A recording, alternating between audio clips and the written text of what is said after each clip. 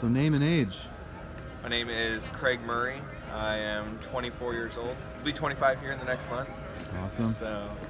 So Craig, talk to me a little bit about how you got into logging, and then tell me about how you got into YouTubing. okay. I started out, well, I grew up in a logging family. My grandpa, Bob Zumstein, owned White and Zumstein Logging. It was Sherman and Zumstein before that.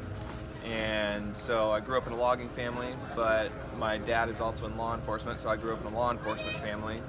As long as I can remember, I wanted to do law enforcement, but I always also had an interest in logging. I helped my dad log on his property, and then I would help my grandpa from time to time with some logging. But he retired when I was still just getting old enough to go out to jobs with him. So I always tell my grandpa if he had been a logger or had owned his logging company for 5 years longer, I'd probably be a logger today, not in law enforcement. But that's the route I went. But I still always had a passion for logging, so I've always been around it. I built houses for a while, so while I was building the house one day, the drone just came flying over a mountain out of nowhere, and I was like, well, that's pretty cool, I want one of those. And so I ended up buying a drone. That ended up turning into work in the law enforcement side of things also. And then I found Logger Wade on YouTube, and then I found Alex on YouTube and Daniel Boone on YouTube. And I was like, well, these guys are making great videos, but they're doing it from a different perspective than I have, because that's their jobs, that's their full-time jobs, so they don't have the opportunity to get all these different camera angles because they still have to produce while they're at work. So I decided that I wanted to try and produce some really high-quality logging videos for YouTube, and then just create a channel of my own, which is Blue Line Landworks. And so I started doing that. Well, around that same time, my dad and I were looking, we had a bunch of work that we needed to do with an excavator, and we decided it wasn't gonna be worth it to rent it, because by the time we rented it, we were gonna be money ahead just to buy one. And we're like, well, if we're gonna buy one, we might as well find a way to write it off. So we decided to create Blue Line Landworks as a business, which then turned into us doing some side logging jobs. For our equipment, we have just a 10,000 pound Kubota KX040, and we started out with built in the early 60s, a D4D.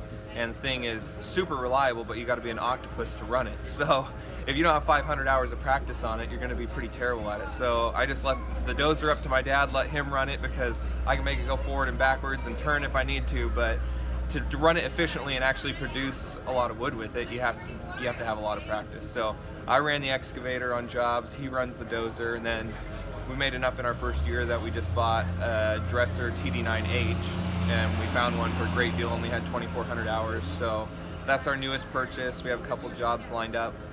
The type of jobs we do is all small jobs. So anywhere from, we just did a job of 4 loads, and the only piece of equipment we used was our 10,000 pound excavator to do the entire thing.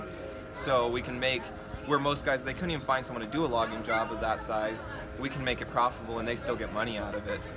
So obviously we do logging as a side thing, so that's a huge benefit that I have over other loggers, is that if someone isn't willing to pay for a job and I'm not going to make very much money, then I just don't do the job. And we're not out there to rip people off. We try and produce a good service, and we always try and leave it better than their expectations, but we also don't have to go lose money on a job just to have work. So that's the huge benefit that we have in our favor, because we both have full-time careers that we do otherwise, and I just go work more overtime if the logging isn't there. As part of that, we decided that we needed to build brush rakes, and we decided we needed a brush rake for ourselves. Essentially, there was just no good product out there for mini excavator brush rakes. They either wanted way too much money, or it had intermediate bracing where sticks and rocks get jammed up in it.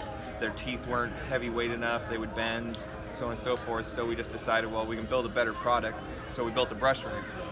I posted a video titled Kubota Brush Rake, and now when you search Kubota Brush Rake on Google, the first thing to come up is our video.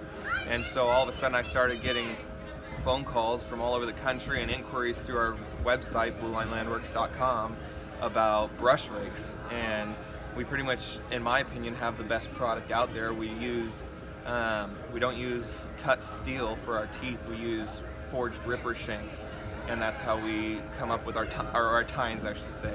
And then they have teeth on them, and they're indestructible. We've abused it beyond belief, and so now I think we've sold up to 5 or 6 brush rakes now at this point. My dad does all the work building them, and I focus on selling them if we have someone interested, and that's pretty much where we've gone from there. So our logging business is still young. It's young in the sense that Blue Line Landworks is new, but my grandpa's always around if we need advice. I mean, we're familiar with logging, so it's not like we don't know what we're doing.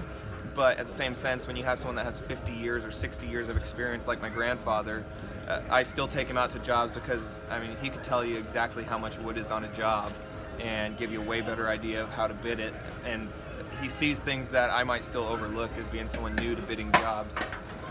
So we're a new company with just a couple years experience, but we have someone with 50 to 60 years of experience who owned a much larger multi-side logging company that is behind us as far as the knowledge base.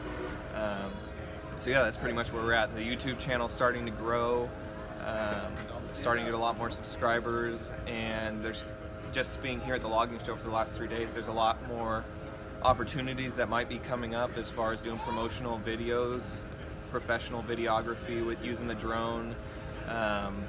We'll see where those goes. There's no guarantees on if any of those are going to turn out, but definitely an opportunity to maybe start doing some videos for some bigger companies and see where that leads us.